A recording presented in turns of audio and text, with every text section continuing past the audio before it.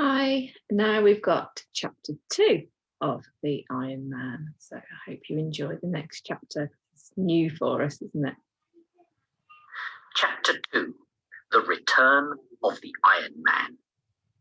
One evening, a farmer's son, a boy called Hogarth, was fishing in a stream that ran down to the sea. It was growing too dark to fish. His hook kept getting caught in weeds and bushes.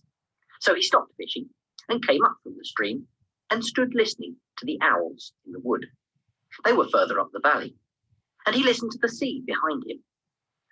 "Hush," said the sea, and again, "Hush, hush, hush." Suddenly, he felt a strange feeling. He felt he was being watched. He felt afraid. He turned and looked up the steep field to the top of the high cliff. Behind that skyline was the sheer, rocky cliff and the sea. And on that skyline, just above the edge of it, in the dusk, were two green lights. What were two green lights doing at the top of the cliff? Then, as Hogarth watched, a huge, dark figure climbed up over the cliff top. The two lights rose into the sky. They were the giant figure's eyes. A giant black figure taller than a house, black and towering in the twilight, with green headlamp eyes.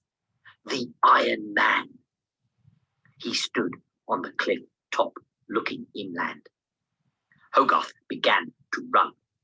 He ran and ran. Home, home. The Iron Man had come back. So he got home at last and, gasping for breath, he told his dad, "An Iron Man, a giant." His father frowned. His mother grew pale. His little sister began to cry. His father took down his double-barreled gun.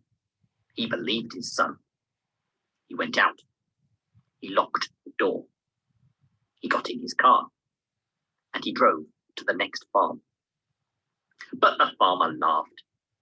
He was a fat, red man with a fat, red-mouthed laugh. When he stopped laughing, his eyes were red too. "An Iron Man?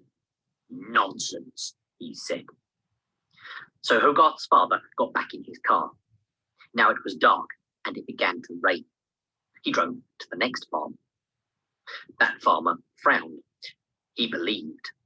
"Tomorrow," he said, "we must see what he is, this Iron Man. His feet will have left tracks in the earth." So Hogarth's father again got back into his car. But as he turned the car in the yard, he saw a strange thing in the headlamps. Half a tractor lay there. Just half. Chopped clean off. The other half missing. He got out of his car, and the other farmer came to look too. The tractor had been bitten off. There were big teeth marks in the steel. No explanation. The two men looked at each other.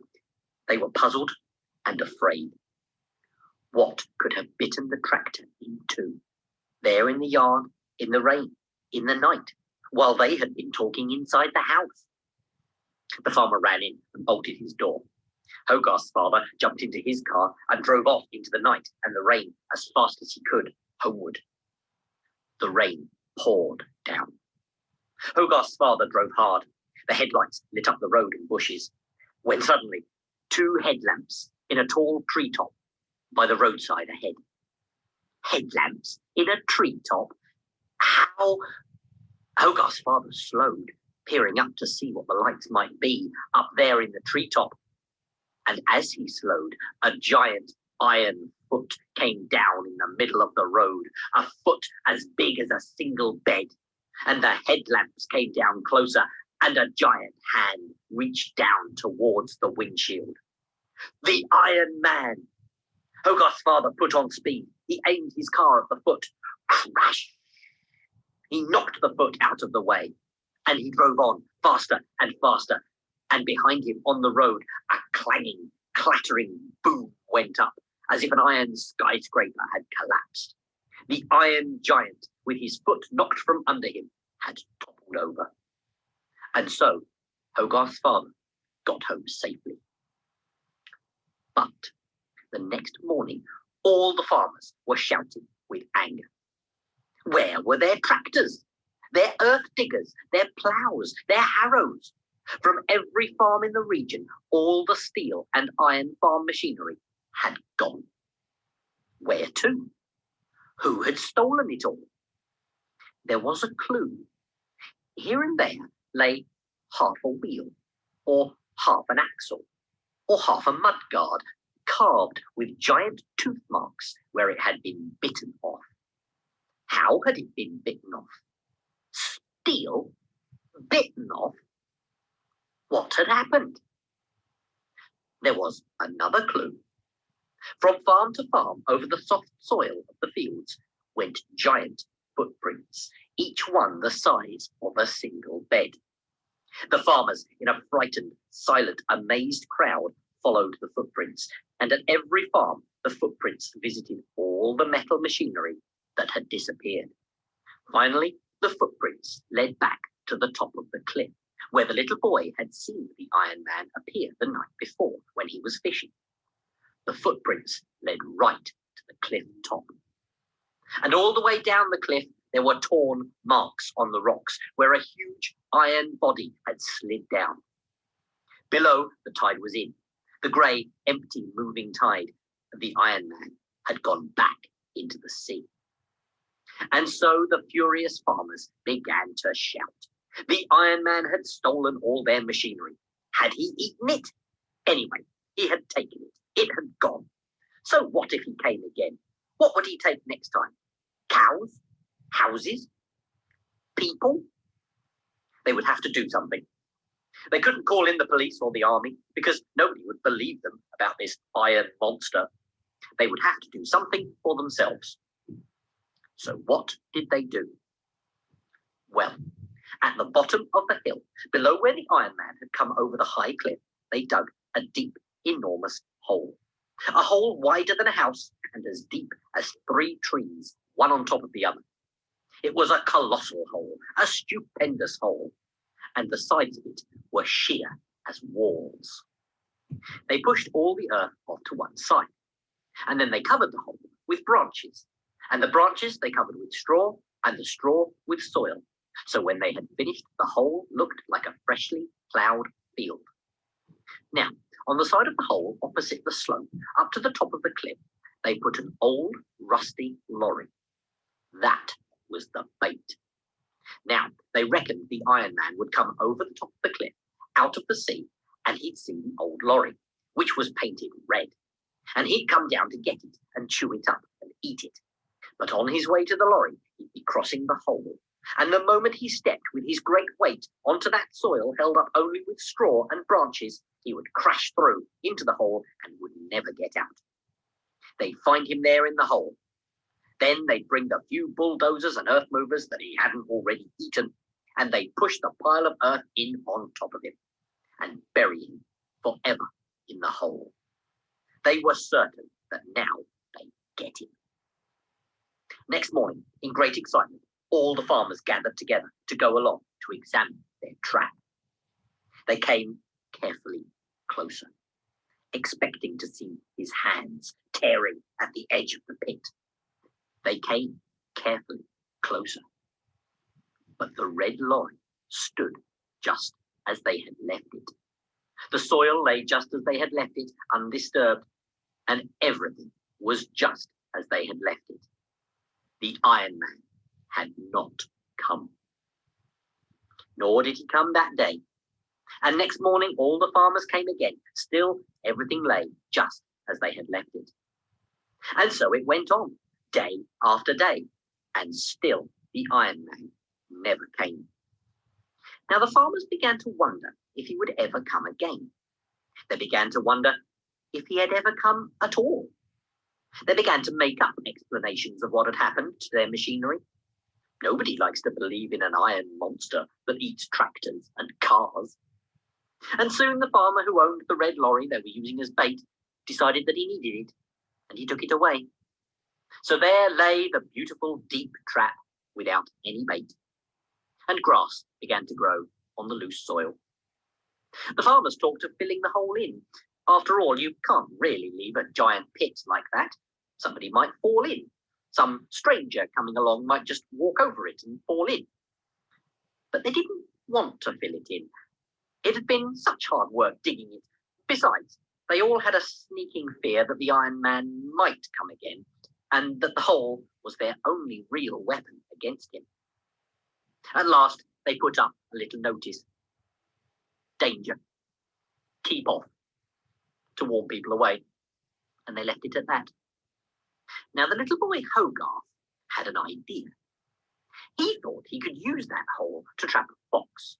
He found a dead hen one day and threw it out onto the loose soil over the trap. And then, towards the evening, he climbed a tree nearby and waited. A long time he waited, and a star came out, and he could hear the sea. Then, there, standing at the edge of the hole, was a fox, a big red fox, looking towards the dead hen.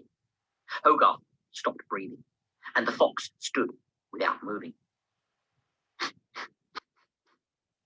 He sniffed out towards the hen, but he did not step onto the trap. Slowly he walked around the wide patch of raw soil until he got back to where he'd started. He sniffed all the time out towards the bird, but he did not step out onto the trap. Was he too smart to walk out there where it was not safe? But then, at that moment, he stopped sniffing. He turned his head and looked towards the top of the cliff. Hogarth, wondering what the fox had seen, also looked towards the top of the cliff. And there, enormous in the blue evening sky, stood the Iron Man on the brink of the cliff, gazing inland. And in a second, the fox had vanished. Now what? Hogarth, carefully, quietly, hardly breathing, climbed slowly down the tree. He must get home and tell his father. But at the bottom of the tree, he stopped. He could no longer see the Iron Man against the twilight sky. He had gone back over the cliff. Had he gone into the sea? Or was he coming down the hill in the darkness under the high skyline towards Hogarth and the farms? And then Hogarth understood what was happening. He could hear a strange tearing and creaking sound. The Iron Man was pulling up the barbed wire fence that led down the hill. And soon Hogarth could see him as he came nearer, tearing the wire from the fence posts, rolling it up like spaghetti and eating it. The Iron Man was eating the barbed wire fencing. But if he went along the fence, eating as he moved, he wouldn't come anywhere near the trap, which was out in the middle of the field. He could spend the whole night wandering about the countryside along the fences, rolling up the wire and eating it, and never would any fence bring him near the trap.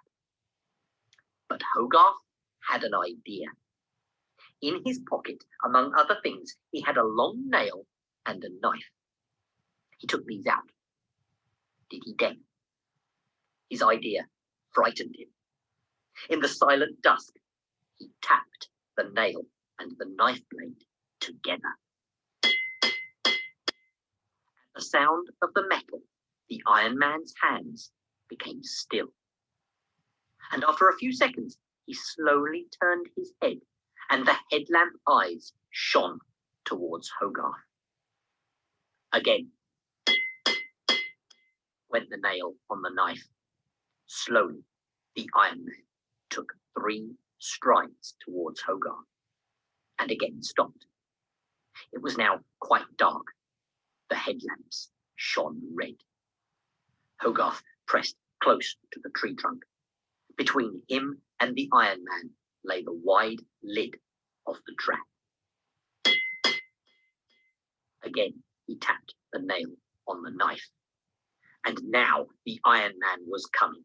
Hogarth could feel the earth shaking under the weight of his footsteps. Was it too late to run? Hogarth stared at the Iron Man, looming, searching towards him for the taste of metal that had made that inviting sound.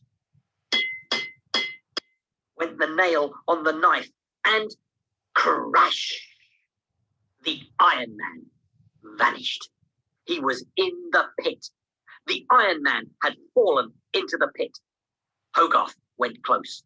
The earth was shaking as the Iron Man struggled underground, and Hogarth peered over the torn edge of the great pit. Far below, two deep red headlamps glared up at him from the pitch blackness. He could hear the Iron Man's insides grinding down there, and it sounded like a big lorry grinding its gears on a steep hill. Hogarth set off. He ran. He ran home. Home with the great news. And as he passed the cottages on the way, and as he turned down the lane towards his father's farm, he was shouting, "The Iron Man's in the trap! And we've caught the Iron Giant!" And when the farmers saw the Iron Man wallowing in their deep pit, they sent up a great cheer. He glared up towards them. His eyes burned from red to purple, from purple to white, from white to fiery, whirling black and red, and the cogs inside him ground and screeched. But he could not climb out of the steep-sided pit. Then, under the lights of car headlamps, the farmers brought bulldozers and earth pushers, and they began to push in on top of the struggling Iron Man all the earth that they had dug when they first made the pit, and that had been piled off to one side. The Iron Man roared again as the earth began to fall on him. But soon he roared no more. Soon the pit was full of earth, and soon the Iron Man was buried, silent, packed down under all that soil, while the farmers piled the earth over him in a mound and in a hill. They went to and fro over the mound on their new tractors, which they'd bought since the Iron Man ate their old ones, and they packed the earth down hard. Then they all went home, talking, cheering. They were sure they had seen the last of the Iron Man. Only Hogarth felt suddenly sorry. He felt guilty. It was he, after all, who had lured the Iron Man into the pit. The Iron Man by Ted Hughes. There we go. So that was chapter 2 of The Iron Man. That was a good chapter, wasn't it, on there? So the farmers couldn't catch him, but Hogarth, the little boy, was able to do it as well for them instead of the adults on there. Have a little think. Do you feel sorry for the Iron Man like Hogarth does? Do you think they've been mean to him, or how do you think he's feeling now he's in the hole? So I don't think that's the last that we've seen of the Iron Man. So you can have a think about how he might get out of the hole as well. So next week I'll put on chapter 3 for us, and we can continue with our story and find out what happens with our Iron Man on there and Hogarth as well. Okay, I hope you're enjoying it. I am as well.